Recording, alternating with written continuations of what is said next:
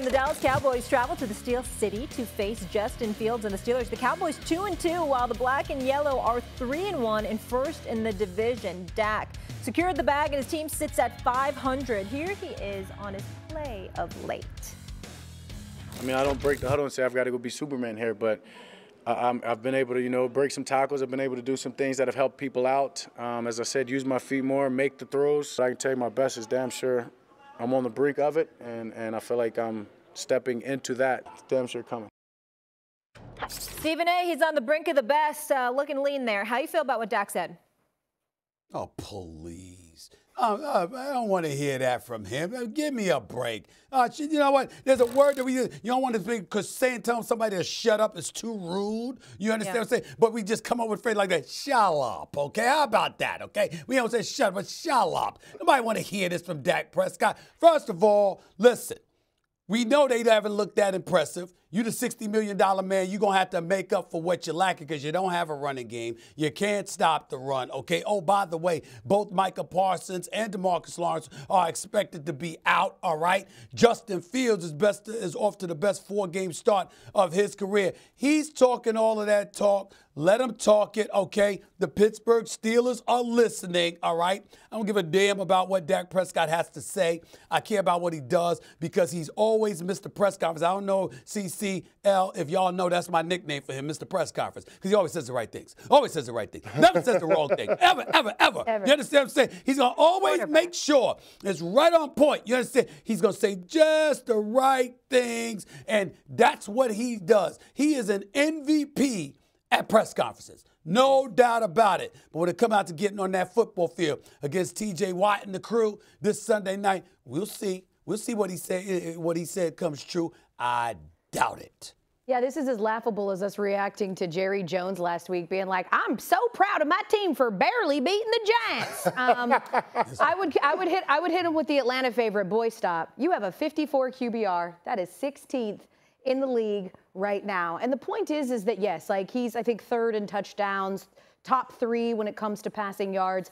He's not the sole problem, but for a team that is underperforming based and relative to expectation, to say that out loud is just really, really naive for someone that's been in Dallas long enough to know better. Yeah, he ain't the problem, but he ain't been the solution either. Right. And they're paying him $60 million to do that. And, oh, by the way, he's an underdog going into Pittsburgh. Right. Dak Prescott has lost 7 of the last 8 starts where his team has been the underdog. So I'm going to need for Dak to step up and play up to the level of that contract. That means being able to get your team on the right side of games, even when the circumstances are less than ideal. Yep. All right, that's a good nugget right there. 7 of the last 1 underdogs. Elle, who do you think is going to have the bigger game? Would you go Fields or Dak? I would go Justin Fields here for a couple of reasons. I mean, the Steelers' defense is formidable. I think they're going to pin their ears back and get after Dak Prescott for sure. But because of Justin Fields as well, I think that the conversation that I keep hearing on our network of what does Justin Fields have to do to solidify, he's already done it. Yeah. He's already done it. Back-to-back games where he's had at least 30 completions or at least 30 attempts. Last game, what I thought was such a big step for him in his maturity is that he made a mistake, which he has done, right? He fumbled the ball. He took a really, really crucial sack at a time where he shouldn't have, but he followed that up with 3 second-half touchdowns. And I think that he's going to be able to eat on a Cowboys defense that wasn't particularly good at stopping the run with Micah Parsons and DeMarcus Lawrence, and now will be without them. Yeah, I don't trust either quarterback in this matchup, but, I mean, the guy that has to absolutely have it this weekend has got to be Dak Prescott. Yeah. It's got to be. Yeah. Because what happens if the Dallas Cowboys can't get on the board with the win this weekend? They got the Detroit Lions, then they've got their bye week, then San Francisco and Atlanta both on the road. Houston Texans, Philadelphia Eagles, Washington Commanders. Yeah. Good luck, God bless, and good night. Your season's over if you don't win this game down there in Pittsburgh. So the Dallas Cowboys, Dak Prescott, have got to find a way to come up big in this spot. Now, no Alex Highsmith for the Pittsburgh Steelers defense, so maybe the edge rush takes a little bit of a hit, even though they still got T.J. Watt and Cam Hayward. But, I mean, if you're Dak Prescott, this is the spot that everybody's looking to you to take control of this team. This is a leadership moment. We'll see if he can rise to the occasion. S.A., where are you? I don't see him doing it, okay? I'm going with my Pittsburgh Steelers in this one. I'm going with Justin Fields in this one.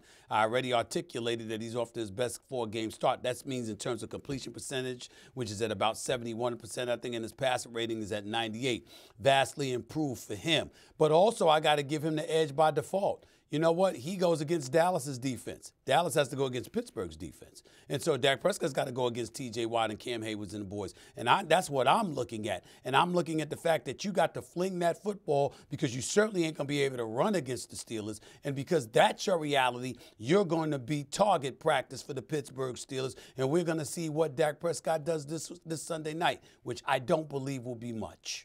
Yeah, I feel like we're your bodyguards right now. All right, let's pick, right? I know, we're not Never felt smaller. We're not scaring anyone. I have that effect on people. Yeah. Essay. Okay, you said you have the Steelers winning, right? Yep. Where are you, Elle? Yes. Yeah, I have the Steelers winning. I think they're going to be able to run all over the Cowboys, and the Cowboys are completely one-dimensional. I've got the Steelers winning this game, but I'm not saying it with my chest. Too many negative plays from Justin Fields in that Colts game. I get what the box score says, but I was underwhelmed in that performance relative to what I saw from him in the first three. Real quick before we roll, do you think he's solidified the job, Justin Fields, at this point? I know Elle said yes. No. And if he loses this game, it continues to leave the door ajar for Russell Wilson. Okay, so it's a pivotal game. There was no excuse for the offense to get out to as slow a start as they did last week. Yeah. And again, all of the negative plays, the fumbled snaps, the sack fumbles, taking your team out of field goal range, getting hit in the face with the snap on the last drive, didn't cover himself in glory. Those mistakes have got to stop for Justin Fields. Delay of games, the sloppy operation, he's got to clean that up to keep Russell Wilson at bay. Essay, real quick, as I get into break, whose side are you on with this? Do you feel like it's Fields' job or Fields' job to lose? I think right now it's Fields' job. Okay. I really, really do. The way that he's performed, I understand that, he struggled a little bit, like CeCe said, but 3-1 is 3-1, and he's had more ups and downs, and he's looking better than he's ever looked, and he's progressing. And I think that's how you have to take it. And you cannot, with his past, have him under threat of losing his job every time he has a bad game or every time they lose a game. That is not okay for someone who is 10 years younger than Russell Wilson. When you're thinking about the future of your franchise, who are you outlooking more? That's going to be Justin Fields, and we can't hold that over his head every time he has a bad game, and I'm surprised Mike Tomlin's doing it. Yeah, I'm really looking forward to this one. I feel like this is one of the best slates we've had so far. Bad man. Is he still that bad man? Rodgers was looking for a bounce-back game after a loss to the Broncos, and he's going up against Sam Darnold and the undefeated Vikings in London. Elle, starting with you, who's going to ball out more between, I can't believe I'm asking this, Rodgers and Darnold? I know, this is a wild world that we're living in. I don't think either one of them is going to eat. These are two of the best defenses in the NFL, but I'm still going to give this one to Sam Darnold. Just take a look at the Broncos game alone. Last week, Vance Joseph blitzed Aaron Rodgers on what? 49% rather, of his dropbacks. We all know that Brian Flores' defense is going to do that ad nauseum. On top of that, I think that Sam Darnold has more weapons, as evidenced by Justin Jefferson being doubled on just about every single play last week. Jordan Addison was able to go off, and then you've got Aaron Jones as a great safety valve. And finally, guys, when it comes to the offensive minds, give me Kevin O'Connell over Nathaniel Hackett. No, you're not going to denigrate Nathaniel Hackett on this show. He is not a good play caller, and I know it well. All right. I just don't understand why it was necessary for Elle to take so long. All you have to do is say Nathaniel Hackett, and automatically you know Sam Darnold's going to have a better done. I mean, it's really that simple. It's Nathaniel Hackett and Aaron Rodgers and the Jets' limited weapons on offense compared to that Minnesota defense that's leading in sacks, quarterback pressures, etc. So I'm looking at Brian Flores and what he's doing with that defense, and I'm saying it's going to be a difficult day for Aaron Rodgers. On the flip side to it, what is Robert Saleh going to do against Sam Darnold, believe it or not? I don't say Sam Darnold jokingly. I say it based on the way he's playing, having Justin Jefferson, having Addison back, and what have you. I'm just looking at the weapons that he has available to him, and I see the Minnesota Vikings and Sam Darnold having a better day. Yeah, an understated aspect of this matchup is the offensive line for the Jets. Nobody's talking about the Morgan Moses injury. Olu Fashion came in, and that led the way to the Denver Broncos hitting Aaron Rodgers 14 times and sacking him 5 times. 5 pre-snap penalties by that Jets offensive line when Aaron Rodgers was trying to use the cadence. They had a couple of more holding penalties. That offensive line is a sore spot, and the Minnesota Vikings defensive front is going to exploit it. All right, moving on to an NFC matchup between the Packers and Rams. Jordan Love looks to shake the dust off from his return from injury when he takes on Matt Stafford in LA. RC, who balls out more? Oh, Jordan Love. The Los Angeles Rams are just decimated when you look at their roster. It ain't the Rams. Yeah, offensively, you don't have Puka Nacua. You don't have Cooper Kupp. Defensively, they've been giving up big plays. There have been a ton of penalties in the secondary. And Jordan Love, he did throw 3 interceptions last week, but we saw as that game went along, he got more comfortable in the pocket. And there's just so many good young skill players there to get the football to, whether it be Wicks or Dobbs. Christian Watson's obviously hurt right now. I just think that there's so much more opportunity for Jordan Love to be himself as opposed to Matthew Stafford. Yeah, I mean, Matt LaFleur owns Sean McVay. He's 4-0, including the playoffs. And RC, like you said, that defense for the Rams is one of the worst in all of football. They're giving up the most yards per play, and opponents are scoring touchdowns on 40% of their drives. 40% of their drives. Yeah. I mean, they are hitting their head on the goalpost against that Rams defense. Sounds like the Bengals. You think they miss Aaron Donald just a little bit? Yeah, a bit. Just a little bit. Absolutely. Deshaun Watson and the Browns travel to the nation's capital. Hell, that might have been why he retired. Yeah. Absolutely. Take on rookie phenom Jayden Daniels and the Commanders. Daniels has been on a heater to start this NFL career. Canty, does he continue this stretch and ball out more than Deshaun? Yes. I mean, from week 2 to week 3, their punter, Tress Way, didn't punt. They scored on 16 consecutive drives. Last week, the Washington Commanders scored on 7 of the 9 drives that they had the ball on their way to routing the Arizona Cardinals. And I got to say, the synergy that Cliff Kingsbury has been able to establish with Jayden Daniels takes it to another level. I mean, this is a special quarterback, and this is what makes this one of the most dynamic offenses in the National Football League. I mean, he may not be the best quarterback in the NFC, but let me say this.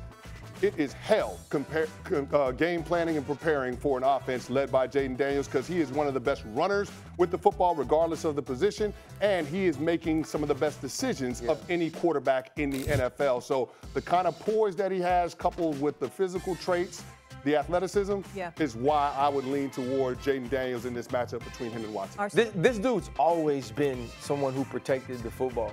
But I've gotten an opportunity to watch him grow since he was 18 into somebody that could push the football to every single area of the field. I watched him beat Justin Herbert as a freshman at Arizona State, and I was like, man, I think this dude can win a Heisman. And when he transferred to LSU, they brought me on to talk about him, and I said the same exact thing. And then to watch him do that, and to even for me, after seeing him play for 5 years, be surprised at how fast he's acclimated to the pro game. And I think we have to give some kudos and some flowers to Cliff Kingsbury as well. Absolutely. He took the things that he learned from trying to groom a young Kyler Murray and trying to groom that offense in Arizona, and he's changed now in Washington. There's more up-tempo, there's more personnel changes, there's more formational changes, but you can't do all of those things if your quarterback doesn't have the poise, intelligence, and composure to handle it. Yeah, last thing I'll say about this match. Go ahead, Stephen A. Now, I want to say this. I want to chime in because I think it's important that I say this before I go back to y'all. RC, you're absolutely right. Cliff Kingsbury deserves a lot of props, which I've brought up on several occasions over the last week or two. But I would also tell you this. The question that we're asking right now is an indictment against 2 quarterbacks. Number one, when you look at Jayden Daniels, it forces you to ask even more questions about Kyler Murray and the hesitancy they had with giving him the bag before they did it because of work ethic, his willingness to study and to listen and to learn. And we're seeing Daniels and what he's doing. If we're going to give Kingsbury that level of credit, then why didn't it happen with Kyler Murray? We got to ask ourselves that question. But number 2, the bigger one, is Deshaun Watson. They're 1-3 on the season in Cleveland. This man has been outplayed by Dak Prescott. He's been outplayed by Daniel Jones. The one victory he had was against Trevor Lawrence. And even though Gardner Minshew didn't outplay him, he still ended up being the victor against Deshaun Watson. It has been horrific. And then we watched Baker Mayfield last year. Well, where was he before? He was in Cleveland. Not the last stop. Of course, he was other places before, like Carolina, before he arrived in Tampa. But he was in Cleveland.